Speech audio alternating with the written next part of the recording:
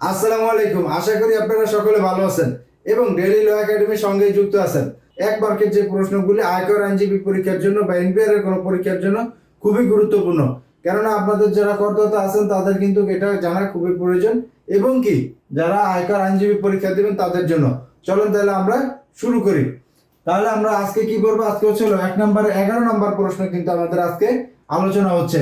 আশা করি আপনার সময় অপচয় হবে না, একটু ধৈর্য ধরে দেখার অনুরোধ থাকবে। তাহলে চলেন, চাকরি হতে আয়ের ধারা উল্লেখ করুন। বলতে চাকরি হতে আয়ের যে ধারা, সেই ধারা কত ধারা সেটা উল্লেখ করার জন্য এখানে বলা হয়েছে। তাহলে কি হলো? তাহলে 345টি ধারার মধ্যে আমার যেটি জানতে চাইছে সেটি হচ্ছিল চাকরি হতে যদি আয় হয় সেই ধারাটা কত। সেই ধারাটা আমার হচ্ছিল, এবার আমরা এখন উত্তরে যাব। তাহলে যেহেতু আমরা সামনে লেখার চেষ্টা করব, তাহলে সেটা হচ্ছিল এই 1 নম্বর প্রশ্নের উত্তর হচ্ছে 11 নম্বরের উত্তর হচ্ছিল ধারা হচ্ছিল। এইভাবে আমরা কিন্তু ধারাবাহিকভাবে এই উত্তরগুলি সামনাসামনি দিয়ে যাব।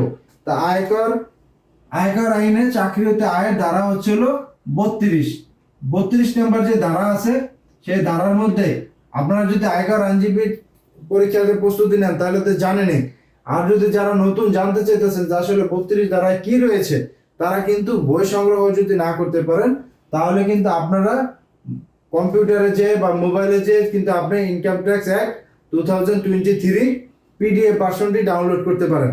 সেটি ডাউনলোড করার পরবর্তীতে আপনি যদি 32 ধারা যান তাহলে আপনি কিন্তু দেখতে পাবেন 32 ধারায় কিভাবে চাকরি হতে আয় হলে কোন কোন বিষয়গুলি চাকরি হতে আয় হলে পরিগণনা করা হবে সেই বিষয়ে কিন্তু বিস্তারিত আলোচনা করা আছে।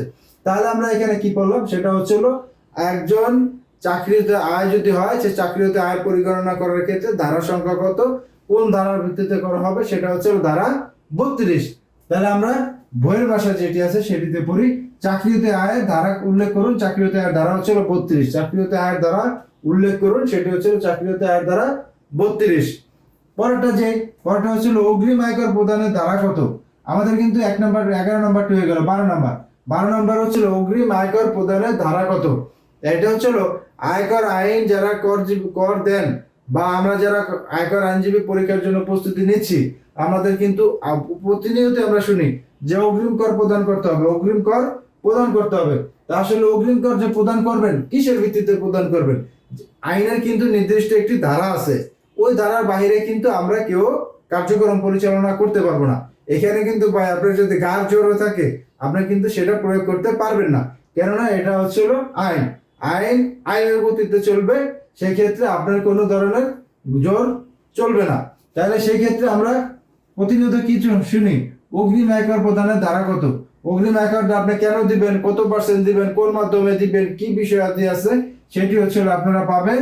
আমার হচ্ছিল এখানে হচ্ছিল 12 নম্বর প্রশ্নের উত্তরে হচ্ছিল 154 ধারা। 154 ধারাতে যদি আপনি যান, 154 ধারাতে আপনি দেখবেন বিস্তারিত ভাবে উল্লেখ করা আছে। তাহলে কি হলো? অগ্রিম আয়কর প্রদানের ধারা কত? 154। অগ্রিম আয়কর প্রদানের ধারা কত? 154। পরবর্তীতে 13 নম্বর যেটি আছে সেটি হচ্ছিল ব্যবসায় ক্ষতি সর্বোচ্চ কত বছর পর্যন্ত সমন্বয় করা যায়। এটা হচ্ছিল আপনি একজন যদি ব্যবসায়ী হয়ে থাকেন, আপনার দেখা যায় প্রতি বছরে যে ব্যবসার প্রফিট হবে বিষয়টা কিন্তু এরকম না। ধরেন কোনো এক কর বর্ষে বা কোনো এক আয় বর্ষে আপনার ক্ষতি হলো, তাহলে সেই ক্ষতি আপনি কি ব্যবসা বন্ধ করে দিবেন? অনেকেই কিন্তু ব্যবসা বন্ধ করে না, কেননা এই একটা ব্যবসা প্রতিষ্ঠানের সাথে অনেক মানুষের জীবিকা থাকে, অনেক মানুষের কর্মসংস্থান থাকে। তাহলে সেই ক্ষেত্রে ব্যবসা প্রতিষ্ঠান যাতে করে টিকে থাকে, তাহলে সেই ক্ষেত্রে কিন্তু অনেক সময় এনবিআর এর মাধ্যমে বা বিভিন্ন পদ্ধতিতে আইনের মাধ্যমে কি করা যায়, ওনাকে কর যাতে করে ওইটা একটু লং প্রসেসে দেওয়া যায়, একটু বছর বৃদ্ধি করে দেওয়া হয়। সেটি কি ব্যবসায়িক ক্ষতি সর্বোচ্চ কত বছর পর্যন্ত সমন্বয় করা যায়, সেটি হচ্ছিল 6 বছর।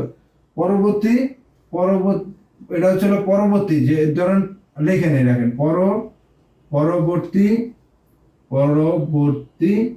6 করবর্ষ। এখন আবার এখানে আছে যারা যারা করবর্ষ আর হইতেছে হইলো বর্ষ, আয় বর্ষ না বুঝেন, আশা করি সকলে বুঝেন। আজকে আমরা সেই আলাপে যাব না। পরবর্তী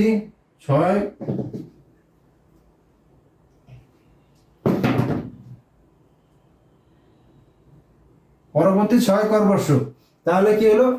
যদি কোনো ব্যবসায় ক্ষতি হয় তাহলে তার ওই কর বর্ষে যে পরিমাণ ক্ষতি হয়েছে, উনি যদি ওই বছর সেই কর পরিশোধ না করতে পারেন, তাহলে তাকে একটি নির্দিষ্ট সময় দেওয়া হবে ওটাকে অ্যাডজাস্ট করার জন্য। সেই সময়টা কত? সেই সময়টা হচ্ছে 6 বছর। তাহলে আমরা কি করবো, ব্যবসায়িক ক্ষতি সর্বোচ্চ কত বছর পর্যন্ত সমন্বয় করা যায়? এটা কিন্তু ট্যাক্সের হিসাবের ক্ষেত্রে বা তাহলে আমরা যেটা কি করবো, পরবর্তী 6 কর বর্ষ। তাহলে ব্যবসায়িক ক্ষতি করা যাবে কত বছর পর্যন্ত? ক্ষতি অ্যাডজাস্ট করা যাবে কত বছর পর্যন্ত? সেটা হচ্ছে 6 বছর। পরবর্তী 6 কর বর্ষ। ব্যবসায়িক ক্ষতি সর্বোচ্চ কত বছর পর্যন্ত সমন্বয় করা যাবে? পরবর্তী 6 কর বর্ষ পর্যন্ত। এর পরবর্তীতে দেখেন, আয়কর আইন 2023-এ মোট তফসিল সংখ্যা কত?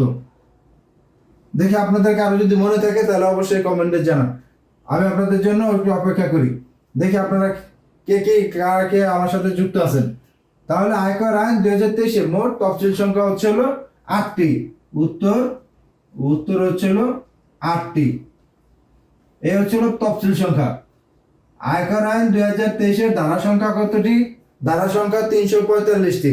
আয়কর আইনের কত সালে কার্যকর করা হয়? আয়কর আইন 2023 সালে কার্যকর করা হয় 22 জুন। এরপর 22 জুন 2023 সালে। আয়কর আইনে মোট ধারা সংখ্যা 345টি। আয়কর আইনের তফসিল কয়টি? 8টি। আয়কর আইনে চাকরি হতে দেওয়া কত থেকে? 32 ধারা। আয়কর আইনে অগ্রিম কর পরিশোধের ধারা কত? 154। আয়কর আইনে কর দিবস পালন করা হয় কত? 30শে নভেম্বর। এইগুলি যদি আপনি আমাদের সাথে যুক্ত থাকেন, আপনারা মুখস্থ হয়ে যাবে আশা করি।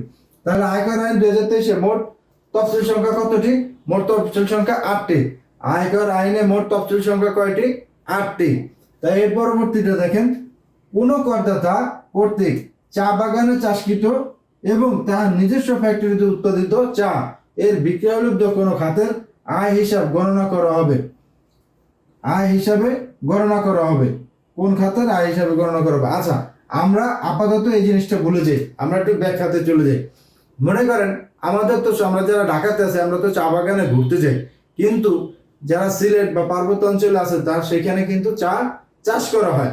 তাহলে চাষ করা হলে আপনি এই বিষয়টা বুঝেন, ওই যেই ব্যক্তির চা বাগান, মনে করেন উনি নিজে কৃষক বা উনি চা বাগানের মালিক, তাহলে ওখানে কি হলো? ওনার নিজের বাগান।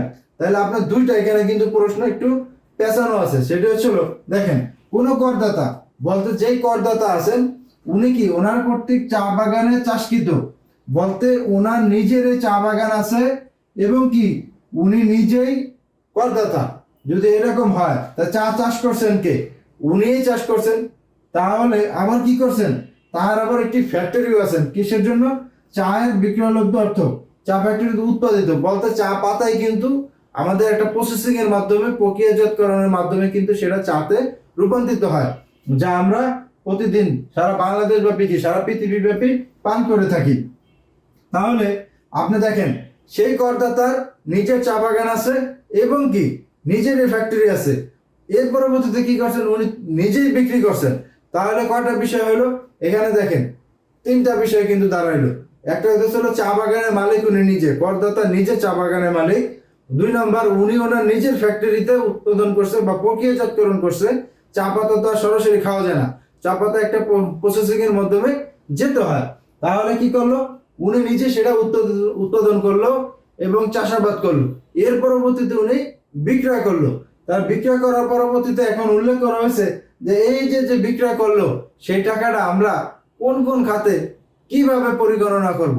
সেক্ষেত্রে যদি আমরা এখানে উল্লেখ করি, ওনার যে আয় হয়েছেন সে আয়ের ব্যবসা হতে যে আয় আছে সেটা হচ্ছে 40%, আর কৃষি হতে আয় ধরা হবে 60%। তাহলে আমি যদি উল্লেখ করি এই যে চা বাগানের আয়, ঠিক আছে, এটা হচ্ছে কৃষি হতে আয় আমার দিতে হবে। যদি আমি কৃষি হতে আয় না দেই তাহলে কিন্তু আমার এটি ভুল হবে। তাহলে আমার আয় হবে কত? 40%। উত্তর যদি আমি দেই, এটার উত্তর যেহেতু বড়, এটার উত্তরটা একটু নিচে লিখি। উত্তর 40% ব্যবসা হতে আয়, ব্যবসায় আয় এবং 60% কৃষি হতে আয় গণনা করা হবে। কৃষি হতে আয়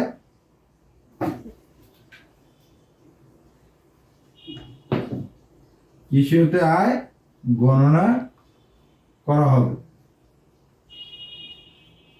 আচ্ছা, এখন দেখেন এখানে বুঝেন নাই এরকম কি কেউ আছেন কিনা।